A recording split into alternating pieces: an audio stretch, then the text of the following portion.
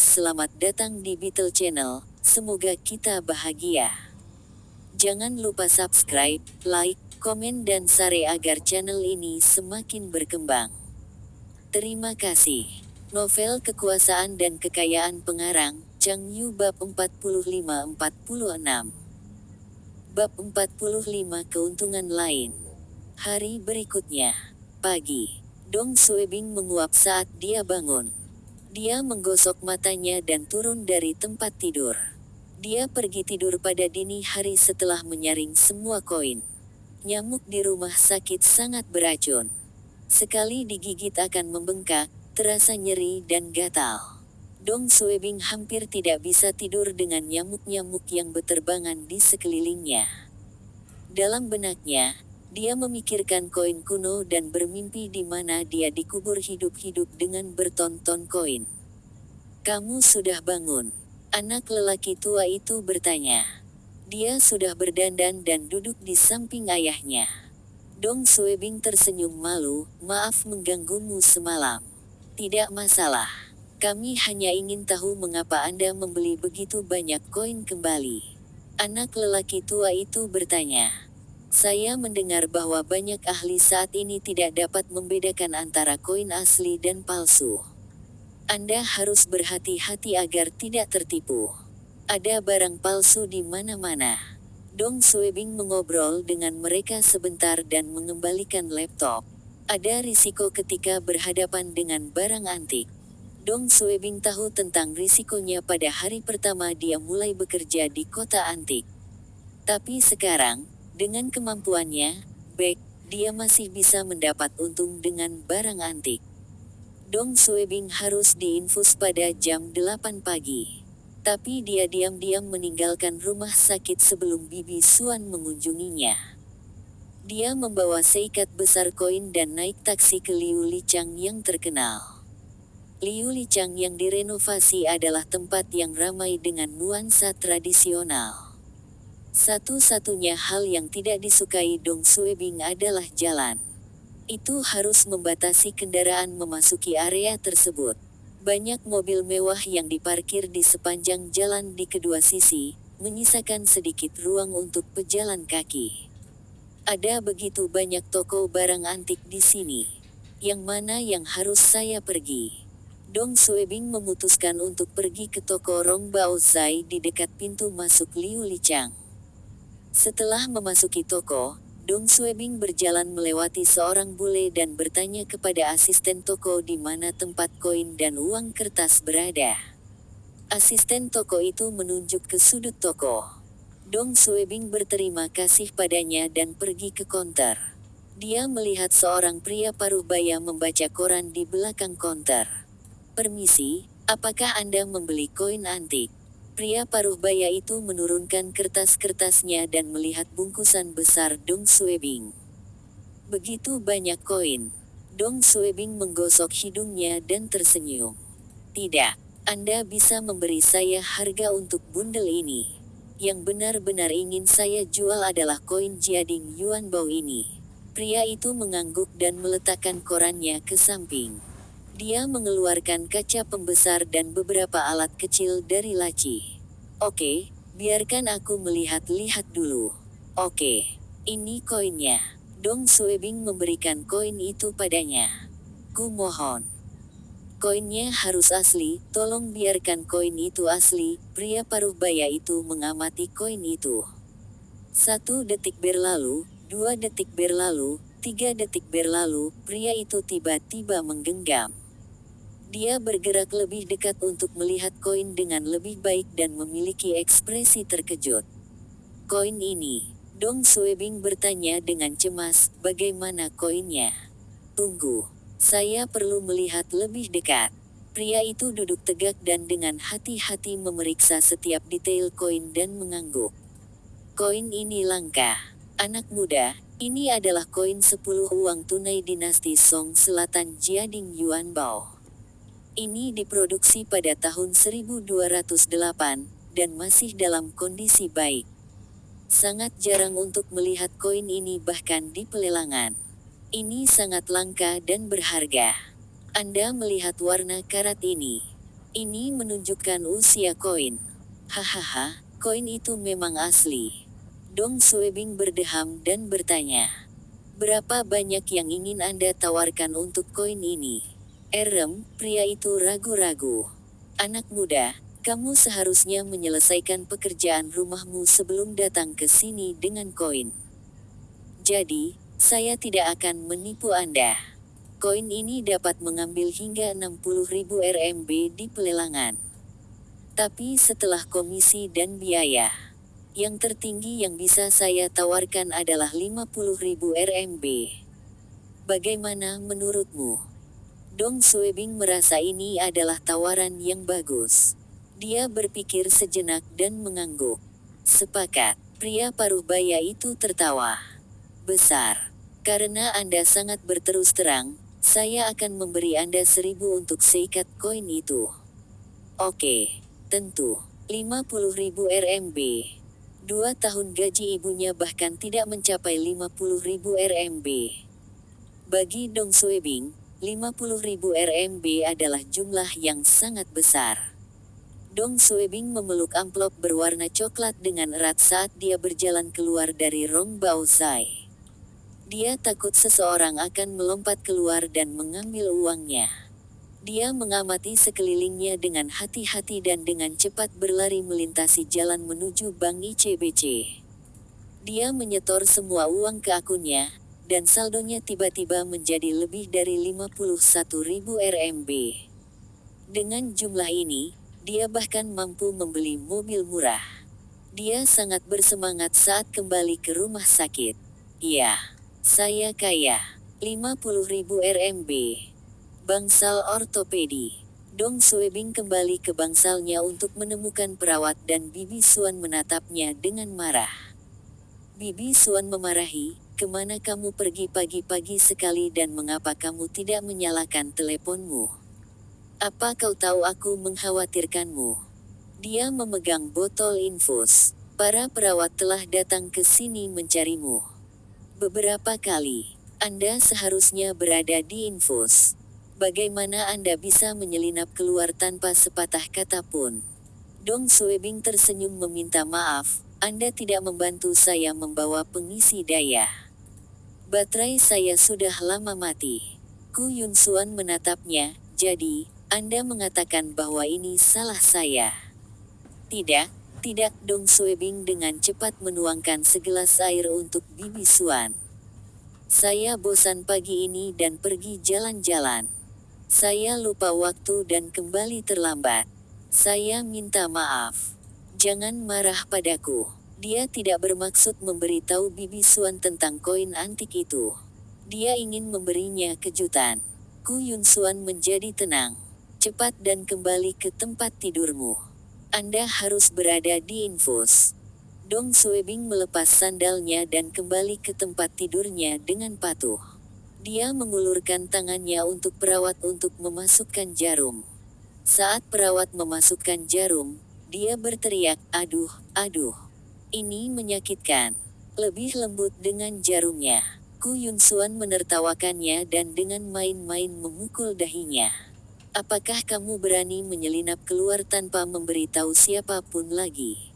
Bibi Suan mengenakan atasan tali spaghetti berwarna terang dan celana jeans putih. Atasannya memperlihatkan belahan dada, dan celana jeansnya yang ketat menguraikan kakinya yang indah. Dong Suebing terpesona oleh sosoknya. Dia bertekad untuk menghasilkan uang untuknya. Bibi Suan, tunggu aku. Saya akan membantu Anda mengumpulkan cukup uang untuk mendirikan perusahaan Anda sendiri. Saya akan membantu Anda mencapai impian Anda. Iya, aku juga harus bekerja keras untuk mencapai tujuanku menjadi pejabat tinggi juga. Hasilkan uang dan promosikan. Bab 46 bertemu dengan kecantikan yang luar biasa. Tanggal 3 Oktober Dong Suebing keluar dari rumah sakit. Hari itu adalah hari ketiga libur Hari Nasional. Keamanan negara berbeda dari instansi pemerintah lainnya. Selain Hari Nasional, para staf harus bekerja pada tanggal 2 dan tanggal 3 Oktober secara bergiliran. Semua orang harus kembali bekerja pada tanggal 4 Oktober. Hari ini Dong Suebing bisa beristirahat sebelum dia kembali bekerja. Dia kembali ke rumah bersama Kuyun Suan dan melihat apartemen kecil satu kamar tidurnya. Dia mendapatkan perasaan yang akrab saat dia duduk di sofa. Bibi Suan membantunya menjaga semua miliknya, hehe. Rumah masih terasa yang terbaik. Dong Suebing menjawab, tentu saja. Aku hampir gila di rumah sakit. Itu sangat membosankan. Oke, aku telah mengantarmu pulang dengan selamat, dan aku harus pergi. Saya masih harus bekerja lembur selama liburan. Kuyun Suan membantu Dong Suebing menuangkan secangkir teh panas dan mencubit pipinya dengan main-main. Saudari Luan tidak kembali ke Beijing untuk liburan. Kemudian Anda tinggal di rumah sendirian. Jika Anda butuh sesuatu, kirimi saya pesan saja. Jangan keluar sendiri dan tunggu aku di rumah. Selamat tinggal. Oke. Selamat tinggal. Diklik. Pintu menutup. Dong Suebing telah pulih sepenuhnya dari luka-lukanya. Dia bangkit dan ingin memasak semangkuk sup tomat telur. Tapi setelah sup dimasak, dia menemukan dia kehabisan cuka. Dia menghabiskan supnya dan membawa botol kosong itu ke supermarket terdekat. Saat berjalan ke supermarket, dia memikirkan kembali bagaimana Bibi Suan merawatnya beberapa hari terakhir, dan dia tersenyum. Apakah ada orang lain yang berbudi luhur seperti Bibi Suan di dunia ini? Apakah ada orang lain yang secantik Bibi Suan di dunia ini? Tidak. Tidak ada orang lain yang berbudi luhur dan cantik seperti dia. Dong Suebing masih membiarkan imajinasinya menjadi liar ketika dia melihat keindahan yang menakjubkan muncul di pandangannya. Dia terkejut. Dia melihat sosok kurus itu. Wanita itu berdiri di bawah pohon menggunakan teleponnya.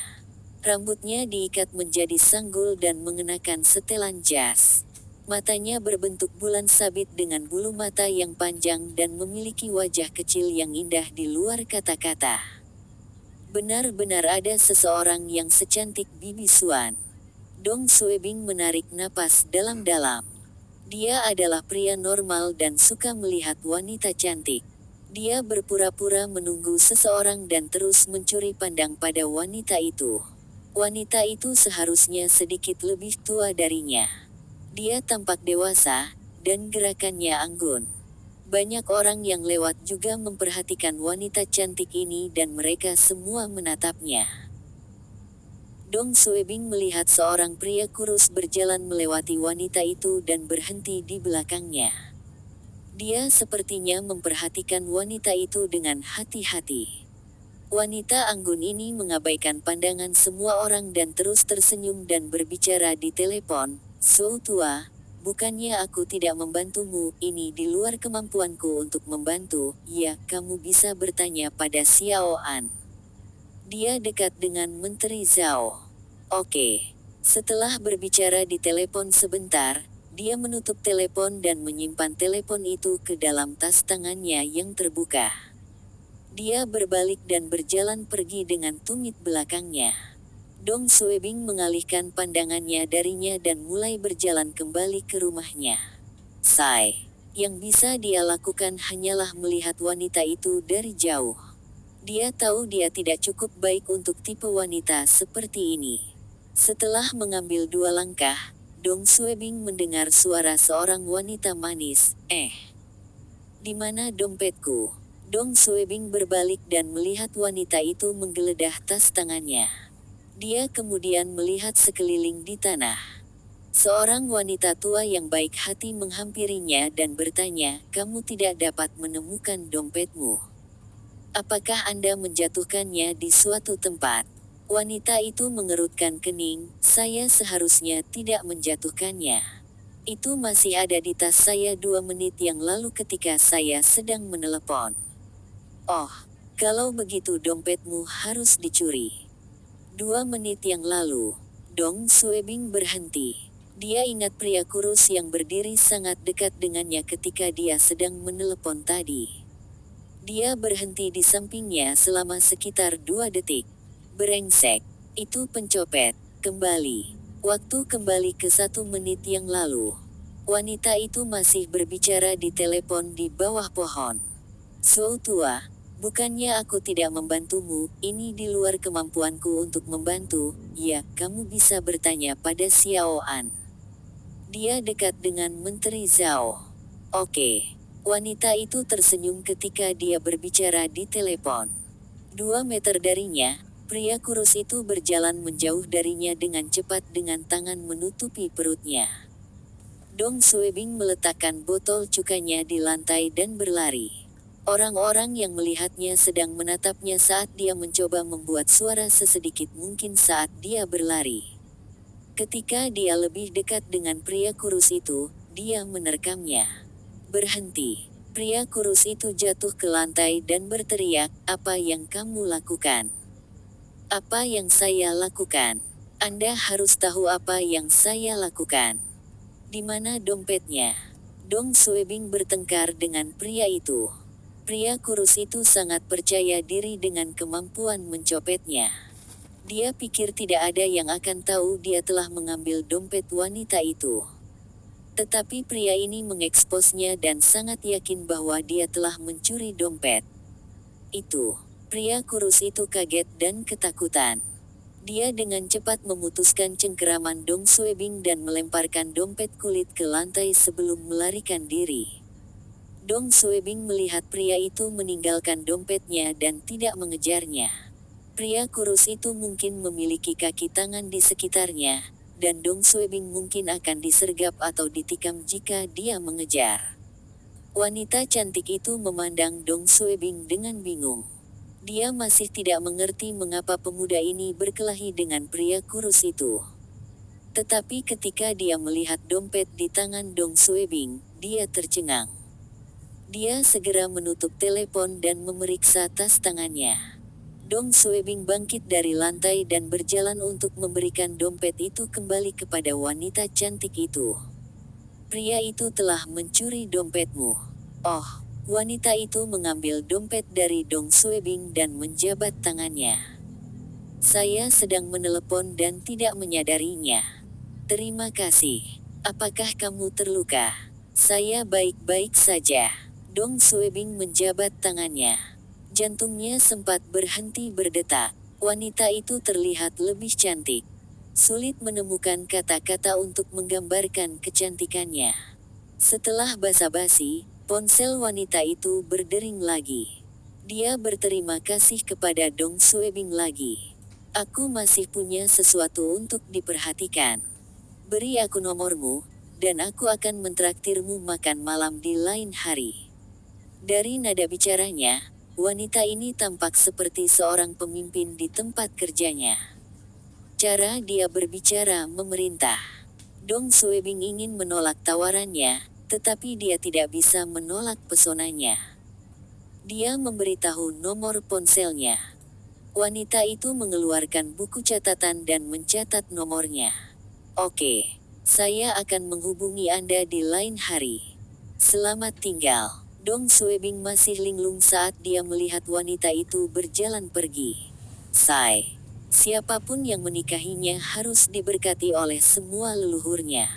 Bersambung, terima kasih telah menyaksikan dan mendukung channel ini.